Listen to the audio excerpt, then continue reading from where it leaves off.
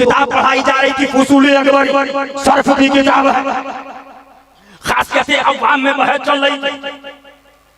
तो उस्ताद गिरामी ने तकरीर शुरू कर दी कि फतह यफ्तहु की बात की खासियत यह है जो भी इस बात से फेल आएगा उसके ऐन या लाम कलमे की जगह हुर्फ हल्किया में से कोई हल्की होगा।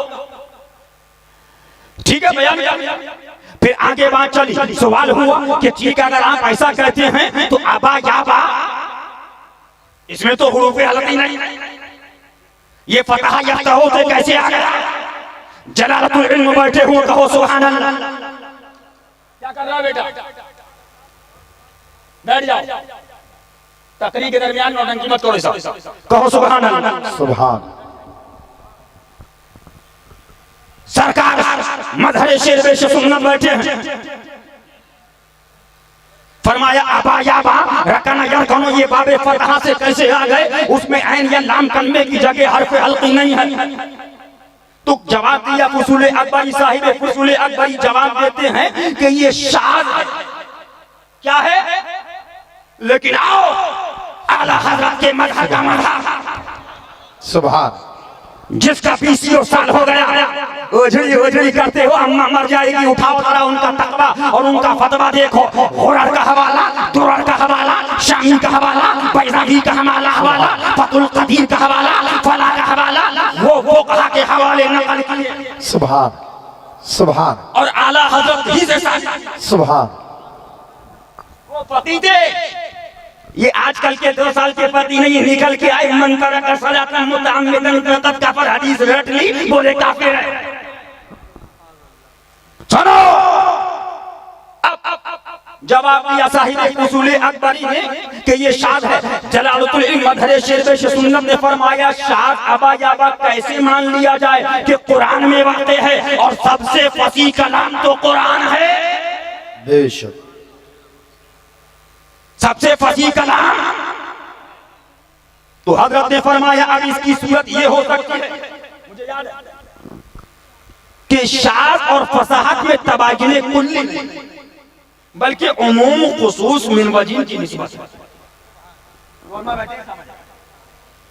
तबायिन कुल्ली नहीं, फरमाया समझ लो इसकी शाज़ की 3 किस्में हैं, एक खिलाफे इस्तेमाल मुवाफिक़े क़यास और एक मुखालिफे इस्तेमाल। 2 किस्में मकबूल हैं जो फसाहत के मुनाफी नहीं, और तीसरी किस्म मरदूद है जो फसाहत के मुनाफी। बेशक क्या बात है, क्या बात आगे बढ़ो,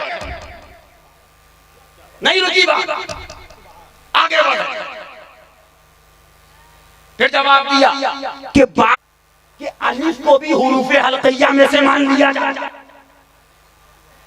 हजरत का भी क्या इल्म था, कहो सुभान अल्लाह। सुभान अल्लाह सुभान। फरमाया मौलाना ये आपकी तकरीर ज़ईफ़ है। तो वजूद तो ये है अगर आपने अलिफ को हुरूफ हल्किया में से माना तो कौले जुमहूर से उदूल लाजिम आएगा, इसलिए कि कौले जुमहूर जो है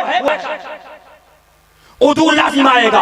और दूसरी वजह ये है ज़ौफ़ की कि इसके अंदर खिलाफे असले वज़ा लाजिम आएगा, और कलाम असले वज़ा के अंदर है, और अबा याबा असले वज़ा में अलिफ के साथ नहीं है। बेशक फिर खुद फरमाया, देखा बहुत परेशान हो रहे हैं, फिर खुद फरमाया इसका जवाब दो दिया जाए तो साहिब इल्म सेगा ने अपने इफादत आम के बाप के बयान में अपने उस्ताद सैयद अहमद बरेलवी के हवाले से नकल किया है, वो हवाला पेश किया। फरमाया वो जवाब दिया जाए जिसमें तजवील लताइल नहीं होगी और तमाम जुज़ियात पर हावी और हावी शामिल होगा। फरमाया जवाब ये दिया जाए इसकी तारीफ में सही का इजाफा कर लिया जाए। सुभान अल्लाह, सही का इजाफा कर लिया जाए। अब सरकार शेर सुन्नत के मजहर फरमाती हैं जब सही का इजाफा होगा तो अब ये होगा जो फेल भी कलमा सहिया में से बाबे फतहा यफ्तहु से आएगा उसके ऐन या लाम कलमे की जगह हुरूफे हल्की होगा। फरमाया अब अबा याबा और बका यबका और फला वगैरह वगैरह से एतराज लाजिम नहीं आएगा, इसलिए कि ये गैर सही है, इसमें बाज नाकिस है और बाज मुज़ाफ है।